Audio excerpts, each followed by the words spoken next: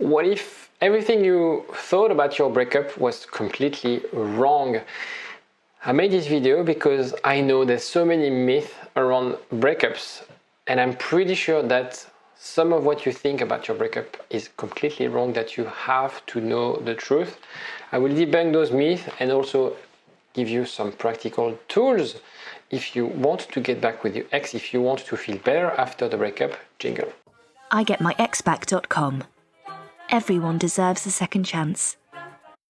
What you're going through after a breakup is a distorted reality, because the breakup provides a pain similar to physical pain when it's a real breakup, and that creates a change in your brain chemistry. There's been studies about that. It's actually fascinating when you read those stories. Similar to withdrawal symptoms of people who are junkies, who remove that drug and they feel completely, their brain can't function. That's probably how you're going through if you have had a very difficult breakup, and we feel like see life depends on how we feel. Okay. Now, one thing you also need to understand is the perception. The way I see your breakup, the way your ex see your breakup is different. The way you see yourself and the way you see the breakup. In this picture, what do you see? Do you see a very pretty lady looking on the side, or do you see the old woman? Both are true, but we see different things, right? And that's what I want you to do today in this video, is perhaps you're only focusing on one side of the story. You're only focusing on one aspect of the breakup, one aspect of the relationship. And that's the reason it's so hard for you, because you are in this distorted reality, obsessed and focused on one thing. They're actually different realities. They're actually different things. Let's have a look. Emotions are the context in which our life takes place. The problem right now is that you're full of negative emotions. It's really hard to think through. You're drunk. Or, as we discussed before, you're a junkie without his or her shot of heroin. And the problem is when we have those strong emotions, we can't think through properly. So a few ways to feel better before I debunk some myths. The first one is how you can challenge your assumptions and learn how to move forward. That's why you feel better after watching my videos or other videos online, because you feel that you're learning something, you're growing, you think like it was dead, there was no option, there was no future. You feel that you will not meet anyone, that you'll be anxious for the rest of your life or avoidant for the rest of your life. But actually you're learning every single day. And by learning those things, you feel more confident in the ability for you to move forward. There's another thing you could be doing is to talk to a therapist.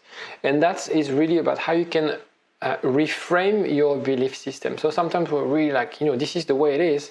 I will never find anyone else in my life. And so you really need to dig deep and deep with a therapist, with either a psychologist, a therapist, a counselor, whoever, someone local, someone you know, someone you've been referred to, myself, Elizabeth, whoever. But that's very important. And I think we all have different belief systems. Most of us have a toxic belief system that prevents us from doing the right things, from seeing the life in a better way, especially after a breakup. So it's very important for you to see whether therapy can help you reframe this belief system, because very, very often that's what prevents us from making the right decision or acting in the right way or being secure with our partner. It's also something that we discussed in our community, so have a look in the link in the description.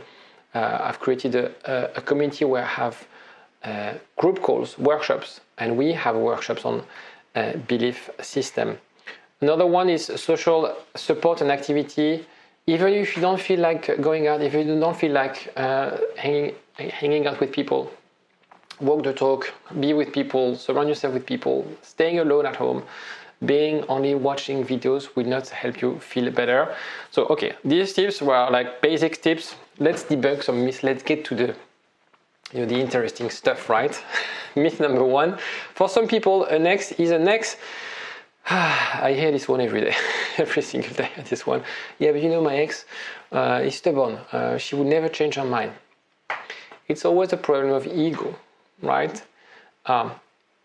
and your ex wants to be happy. If your relationship was different, if what you had together was special, if you're the only partner they had something with this intensity, with this type of connection, it doesn't matter if they're stubborn or not, they will come back. It's as simple as that. It's really about creating the condition for them to realize that getting back together, they will not lose face, so it will be an easy recovery. You won't make them a hard time getting back together. So there's ways and strategies to do that, but it's really not about ex never come back. It's the case when what you had was not meaningful for them, and that's why people can move on very quickly, forget you very quickly. It's just because the relationship was not, they were not really into you. They were not really in love with you. Okay, so it's very important for you to reframe again that belief system, like my ex is stubborn, she never changed her mind. She'll never change her mind. That's not true. I see that every single day. Every single day. It's just a question of showing them, okay, what we had didn't work because of that. This has changed. I have changed. Here are the proof. And so let's make it work. And that's their belief system of you never change as well, right? Will change. Does that make sense? Myth number 2, people always break up because they are not in love anymore. This is wrong. The reason people break up is because of the lack of communication, is because of clash of attachment and the lack of intimacy. That can drive a lack of feelings, but it's really, there's like studies, again, on long-term relationships, not necessarily the less than a year relationship, but like people who divorce, they're still in love. They're still in love with their partner. It's just that it reached a point where they've tried, they think it tried, they have this clash of attachment, they can't communicate their needs, or they can't be listened, and they think they reached to a point where like, I've tried everything, let's break up. I still have strong feelings for you, but let's break up. Okay? So the above bullet points have nothing to do with love.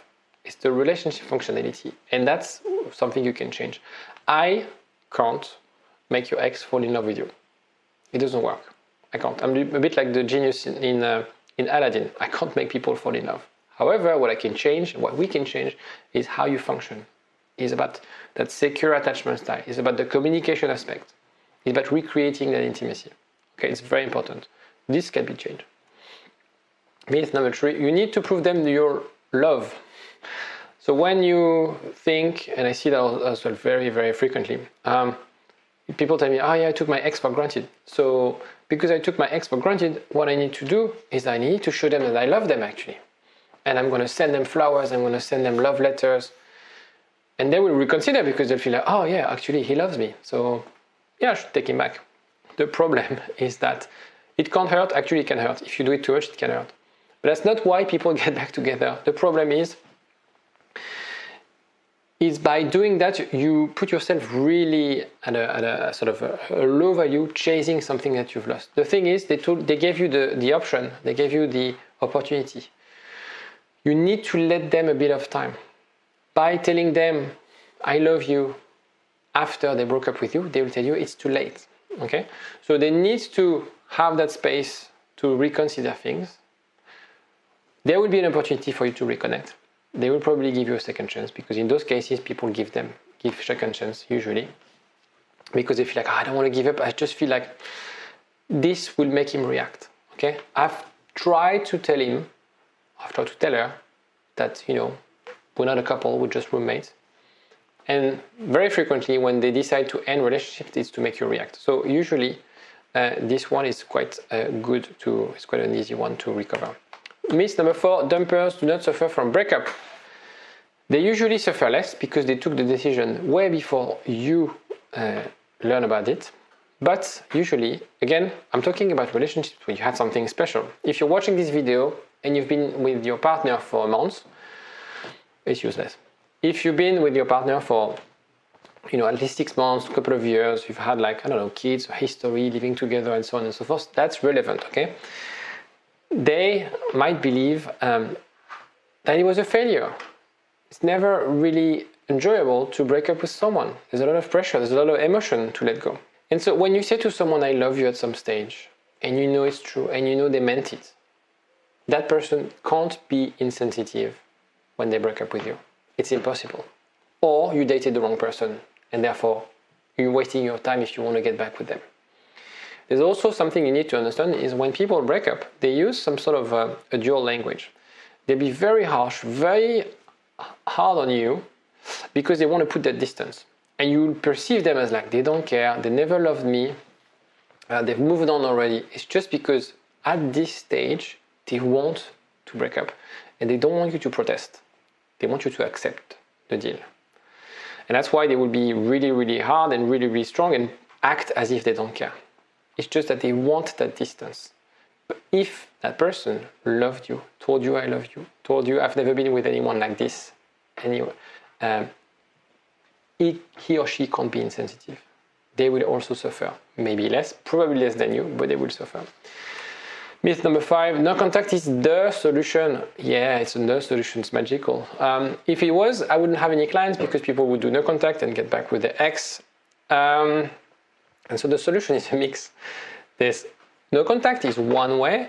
There's personal transformation, communication skill, the actions that are driven by the context. That's why I try to give a lot of information. I give a lot of information online, but I know it's not necessarily based on your context and on your story. And I know every single story, every single relationship is unique. And so if you want to have a chat with me, have a look also in the description. We'll discuss your unique situation and I'll help you with your unique situation. Consistency is also very important. That's what coaching is important because it provides a framework for you to be consistent in your actions. So no contact, yes, can provide a good framework, but it's not the option. It's not the thing that will get you X back. Myth number 6, never be friends with the next. It's very personal. I do believe that it's okay to be friend with that you can be friends with your ex.